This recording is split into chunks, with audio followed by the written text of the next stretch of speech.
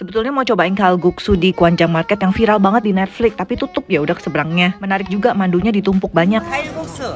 Pronounce yang benarnya kalguksu. Nah ini juga ada bahan-bahan buat bibimbap. Tapi aku pesannya kalguksu aja. Ini tuh mie yang dipotong-potong. Jadi handmade gitu, setiap toko bikin sendiri. Setelah mie-nya direbus nih dikasih kayak sayuran gitu. Terus dikasih bumbunya. Bumbunya ini ada pedasnya sedikit. Terakhir dikasih kuah kaldu. Nah terus kalau makan di Korea itu selalu dapat kimchi. Terus khasnya lagi sendok dan sumpitnya itu taruhnya di laci. Satu porsi kayak gini mie pakai 2 mandu, harganya itu 7.000 won. Mandunya 2 macam, ada yang biasa dan ada yang kimchi. Topping lainnya tuh sayuran, timun sama rumput laut.